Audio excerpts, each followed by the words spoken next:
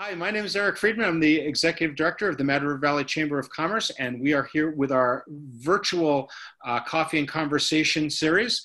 And we have today as our guest, Lisa Loomis, the editor of the Valerie Porter. Welcome, Lisa. How are you doing today? I'm good. How are you, Eric? I am doing fabulously. Thank you so much. So obviously you've got COVID on your mind these days. But before we started talking about that, I was hoping that we might give the viewers a little bit of background on you. And, you've been at the Valerie Reporter for quite some time and kind of wondered, like, how the hell did you actually land here? Fair question. I've been at the Valerie Porter since the Pleistocene era, honestly. I came to ski, like so many people. I was living and working in Connecticut, working in Stamford, living in Darien, and we decided to take a winter off and come ski. We rented a house seasonally out on the corner of Plunkton and Seymour. And Nice neighborhood. Yeah, I waitressed and I bartended and taught skiing. And then it became April. And we were like, man, we are so not going back to Connecticut. And so we started looking for jobs. And I had, before working in Connecticut, I'd worked in Germany in public relations for Dow Chemical. So I saw this ad. Doing well by doing good, huh? Yeah, right. Like, honestly, my first day on the job, Greenpeace warriors stormed the offices and threw dead fish at us. And my first assignment was to write a press release about it. Yeah, it was, right. So then I see this ad for the Valerie Porter for a reporter, and I think, hell, I've just done this for Dow Chemical. I can share the truth, right? Like, reporting, journalism, telling the truth. So I applied, and I got the job. And when I applied in my interview, I totally sucked up to Al Benjamin, the owner and the late owner and publisher of the Valerie Porter, who said, well, the highlight of my week is Thursdays when the Valerie Porter comes out. And so I got the job, and that was 1985. Wow. And so you were only 12 at that point, right? I was 13, yeah. But I was a prodigy, so I had already finished college and had a couple of real jobs by then. So I need to ask a trivia question, a Lisa Loomis trivia question now. Okay. So what restaurant did you waitress and or bartend at? In the Valley? Yeah. The Grill Down Under, it was called. At the Sugar Rush Inn. Yep, with Chris Mayone and Susie Kendall and Phil Kendall. Yeah, Bob Lockett was there. Wow, baptism under fire in the MRV, huh? Yeah. Yeah, I also worked upstairs, that stuffy little bar that's upstairs at the Sugar Bush Inn. Walter Brink was the chef then. I sometimes did breakfast shifts up there, and he was famous for making waitresses cry. But not me. Well, that's good. It's good to know where people have worked over the years. And I have some good stories we can talk about some other time. So let's get back to the real news here. So tell me what it's like to be covering the story of the century. Well, at least so far. Oh, God, so far. It's humbling, and it's scary, and it's overwhelming, and it's like all-consuming for all of us. It's changing every single day, as you know. Thankfully, I was thinking about this when I was walking the dogs this morning. Thankfully, see, gratuitous dog reference. Thankfully, it is all-consuming, and it takes up so much of our energy that it reduces my ability to be fearful for myself and my family and my friends. It really is completely compelling. I can't imagine just staying home and not having something as compelling as this to do. Right. So what are some of the challenges that you've encountered so far? I mean, what's it like to put a newspaper together in the age of social distancing? So I'm working from home. Hadley Laskowski, our reporter, is working from home. Our intrepid reporter. Our intrepid reporter, yes. Jeff Knight, the ad manager and sales guy and web guru, is working from home part-time. Peg, much to his wife's chagrin. Right, I know, the whole family plus the 2 dogs. Peg, our community editor, is working from the front desk. And Pat, the publisher and co-owner, is working from her office. So we're scattered. So we're in 5 different locations. And so that's challenging enough. I'm sure you do this too. When you can't get up from your chair and go ask your coworker something, you send them a text message or you send them an email or you call them. And the volume of text messages and emails and calls is so intense that we're kind of drowning. When you resent me the invitation to this meeting this morning, I was so thankful because to go backwards in my email, even though I'm trying to delete every day, you're buried. You're like 1,000 emails ago. So there's Trust me, Lisa, I know my place. That's why I reminded you. No, I was going to sort by name. I was going to find it. So there's that. There's, us just needing to communicate with each other. And then there's file management, which, we went from, and I think you and I talked about this a little bit, we went from a primarily once a week print publication with a strong social media presence and a website that was updated after, or sometimes during the week, but usually after print, right, to pretty much a 24/7 news gathering organization. So that challenge was, we did it without a planning meeting. We just did it because I had been staying home since March 6th and Hadley had a fever and she had been working from home. And we regularly work from home on blizzard days and ice days, but we didn't plan. So every week we're learning a little more about how to create our product, our print product, while we continue to update our website and social media because there's so much emergent information. We have no choice. Well, we have a choice, but we feel it's important to get it out to our community. So how's the paper been impacted by the current crisis in terms of like news gathering? How are you going about doing your reporting these days? By telephone and Zoom meetings. And, all the towns have created, mostly successfully, a way for people to call in to their select board meetings. And we were not able to get into a Waterbury select board meeting this week because apparently they reached their maximum number of Zoom participants, which was interesting. So do you think that more people are, quote, attending these meetings now that they're being done this way? That's a good question. And that's like a public records notes, public records of open meeting law question, like how our town's keeping track of who's on these Zoom calls. I think anybody could be on it and just not say their name, right? Right. Or you, as the host, you can allow X number of people into this video chat. I don't know how it works with the audio version. Right. I could even mute you. I'll play some soft music for you then. Yeah. No, that's interesting. So impact-wise in terms of the business, what has this meant? Because, you're operating a business just like everybody else around here. And how has this whole crisis impacted what you're doing from a business perspective? It's pretty difficult for us, as it is for every business. When every business in town closes, advertising, obviously. Do you have to get that? No, I bet it's my mom. I got it. Okay. Took care of that. When every business closes, all our advertising closes. And when so many businesses are closed, people don't pick up papers at the newsstand. So right.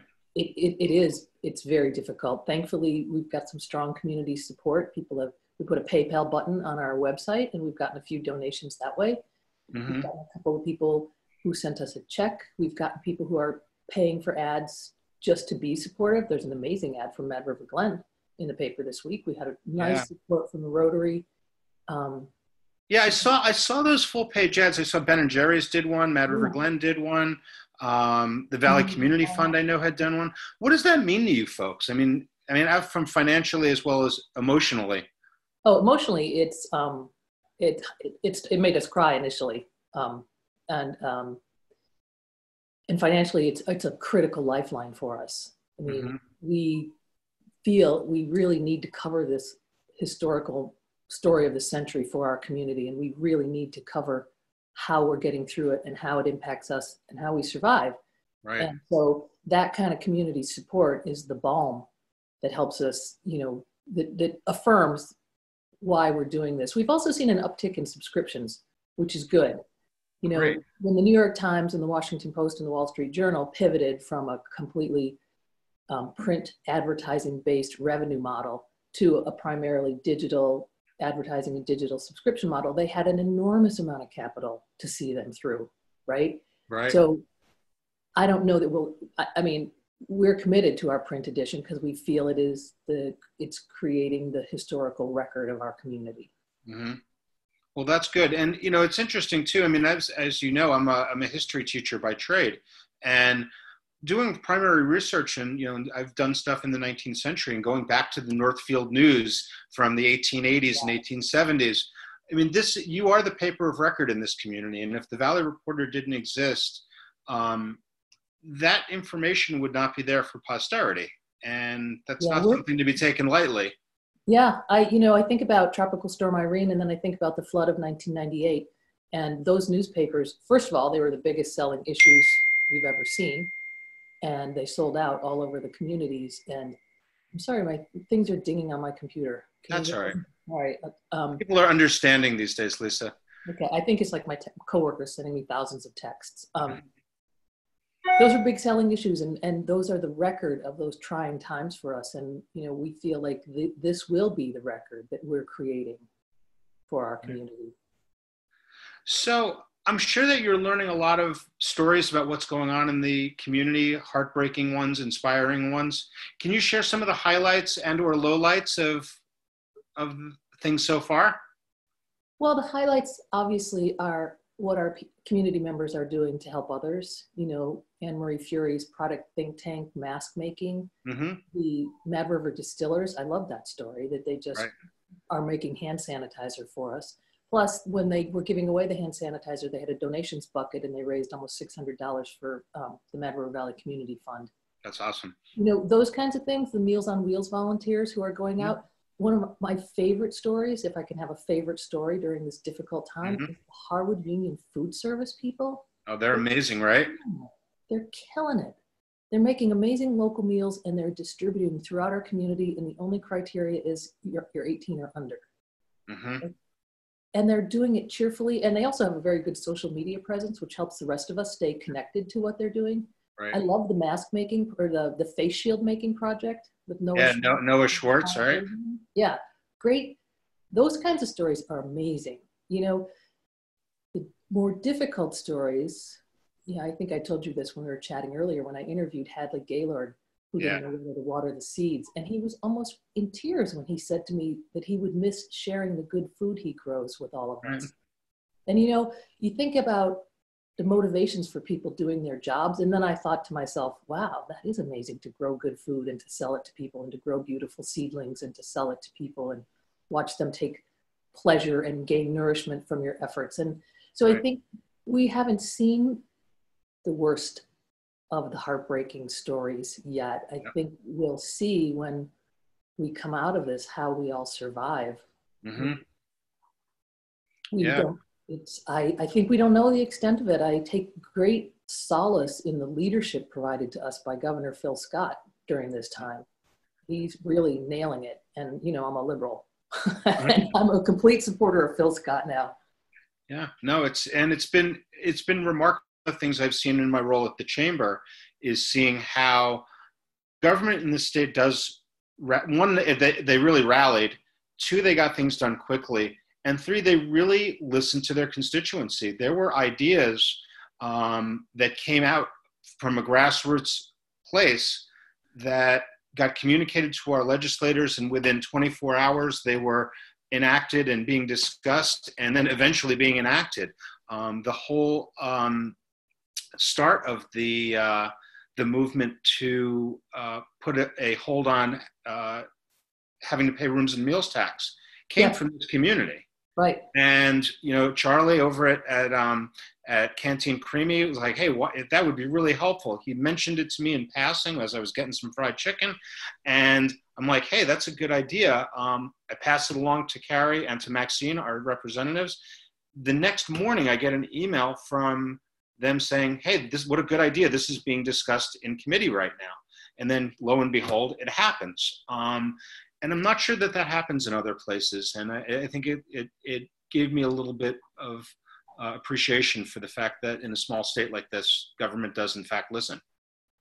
I think, I'm super impressed by the fact that Phil Scott and Dr. Mark Levine, who I think should be president, by the way, will stand up there for 90 minutes to 2 hours taking questions from every corner of the state from journalists. And that's really increasing everyone's awareness and knowledge of what's going on. And that kind of communication is so critical. And they're also flying by the seat of their pants because this is the story of their century, right?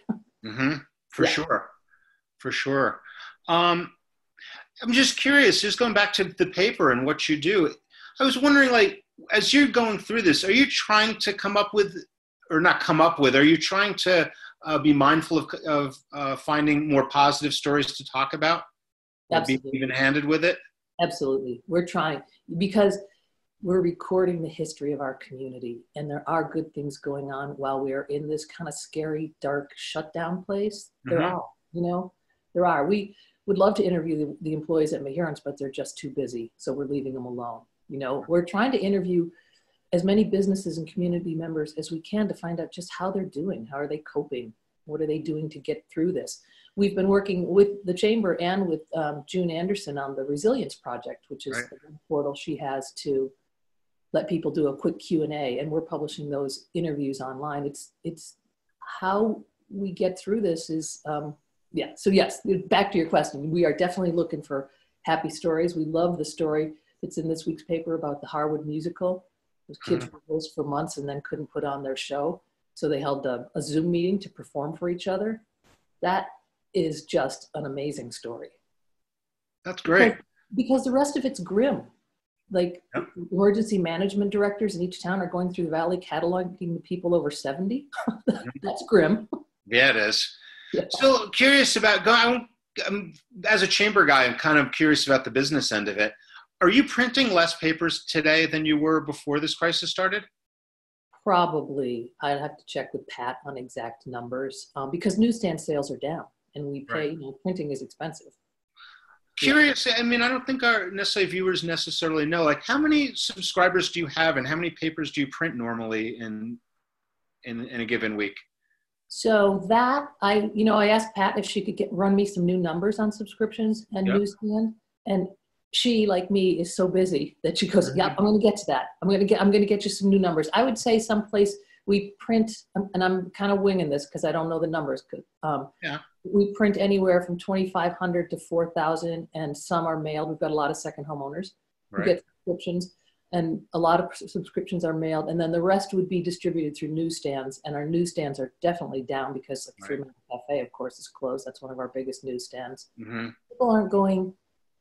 People are paying attention and flattening the curve here in Vermont, and they're not going out, and that's a good thing for the health of our state and the health of all of us, and it's not so great for some of our businesses, including mine.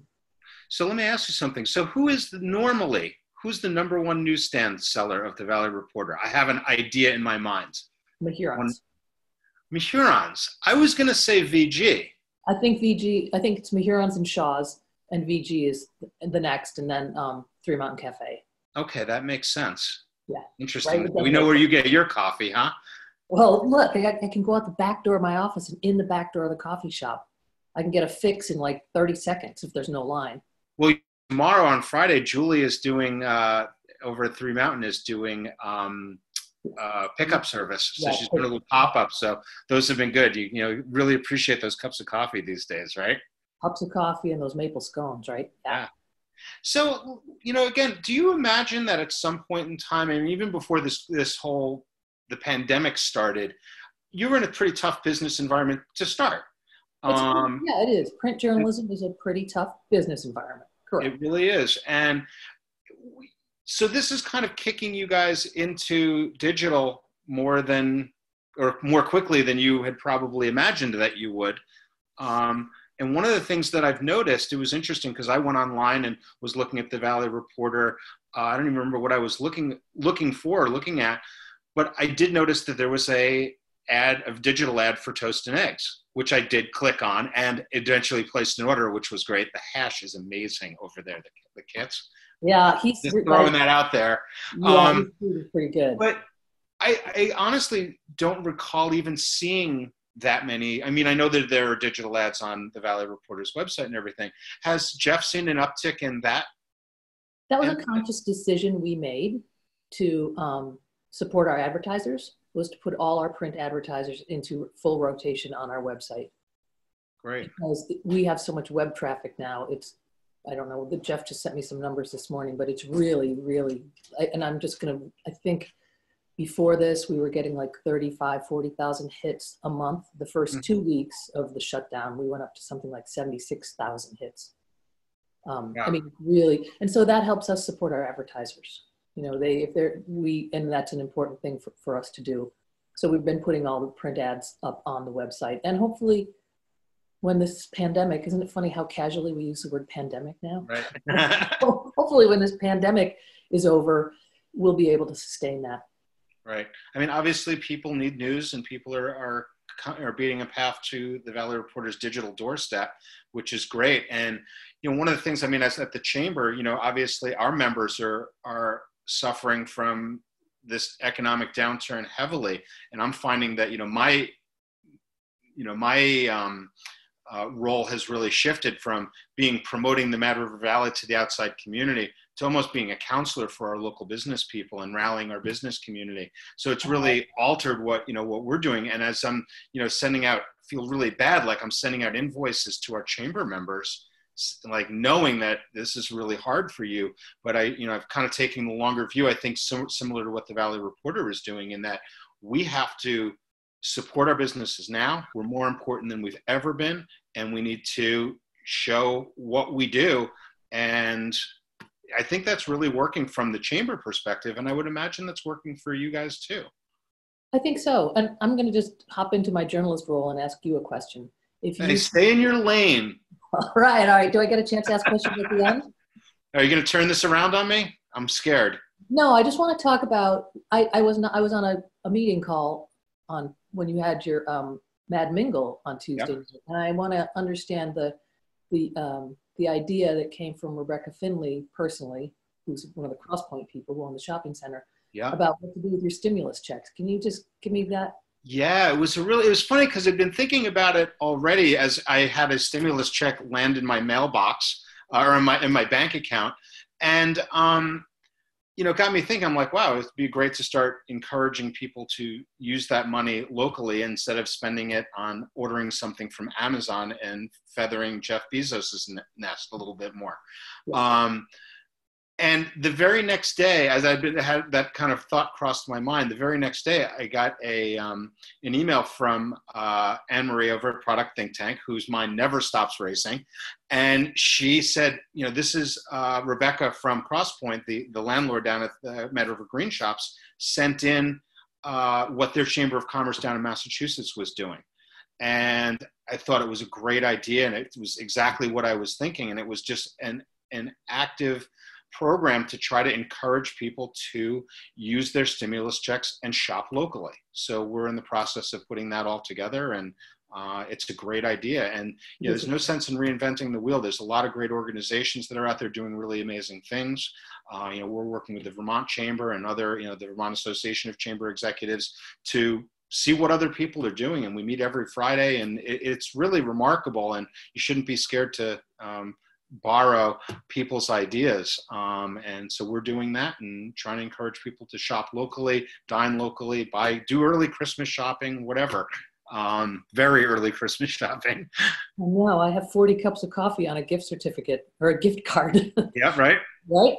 For sure. I want to make sure we support them. I think that's a great idea. So keep me posted on that, because Oh yeah, of course. We've been talking all the time and sharing information back and forth, which is really great.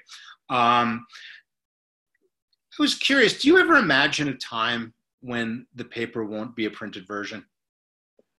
I hope it's after I'm dead. Okay. And I hope I don't die soon. I think that's a reality most community newspapers need to face. And, again, our commitment is to record the history of our community in a way that it can continue to exist, that is like tangible and touchable, because websites can be altered. Right? Social media can be altered. Where does the true record lie? In an unalterable form is in print. Right. And a lot of people still like to touch a newspaper. I mean, before the world went to hell, one of the first things I would do when I went anywhere is pick up the local newspaper and read the letters to the editor, because how else can you get a sense of like what's really going on in a community? And the fact that Waterbury lost its newspaper is even a little bit traumatizing for me, and I don't live in Waterbury. Right. How do you communicate with yourself? How do towns communicate without a newspaper? Who gives context to select board actions or proposed zoning amendments?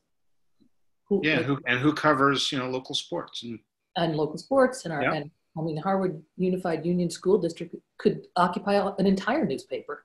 Right. Right. No, it's and I think a lot of people don't even realize necessarily that the Waterbury Record has ceased production. it just in the last month or so, right? Yeah, I think I think their last issue was exactly a month ago. Yeah. And that's a sad thing. And again, you realize how tenuous it is for the print industry. So we really applaud you for your efforts and what you're trying to do and staying relevant. And I don't think staying relevant, you've always been relevant, and you guys work really hard to do that. And I think that people can kind of malign the local newspaper, but growing up in New Jersey where I did, and I was a newspaper boy, delivering papers, and I grew up in a much larger community, and our little local newspaper was not a great newspaper. It was like a shopper with a bunch of advertising, and it was a vehicle for selling car ads and things. There was not real local coverage of news, and for a community of our size, I think it's really important that to appreciate what we do have. So we appreciate what you're doing. Yeah, so I have one last question for you. Okay, I'm ready. All right, you ready for this? So tell me one thing about the Valerie Porter that you think people in the Valley or a larger community would be surprised to know. So do you talk into your phone versus texting or writing emails when you're in a hurry? Yeah. Yeah, so do I. But before this technology, imagine this, Al Benjamin, the late Al Benjamin, former owner of the paper, is at the office and no one else is there. And he says in his Boston accent, he picks up the phone, he goes, "Valerie Porter." Now, what did you just hear? A live human being. Valerie Porter. So the person on the other end of the phone said, "Who's Valerie?" Yeah. Valerie Porter. Every time I type or say Valerie into my phone, it comes up Valerie Porter, which is our collective nom de plume, which we've used for decades. Mm-hmm. People may not know where Valerie Porter came from. So there it is. And so when we see the Down in the Valley, you see Notes Along the Valley Floor by Valerie Porter, right? Mm-hmm. Valerie. Right. Valerie. So that's not a real person. Never has been. Okay. Well, that's good. Anything else you want to add before we head out and go back to our jobs? No, you're doing a great job, by the way. It's good to work more closely with you, and I appreciate your support, and it's good to stay in touch. Absolutely, Lisa. Thanks so much for all you do, and we'll see you around town, hopefully. All right. Bye, Eric.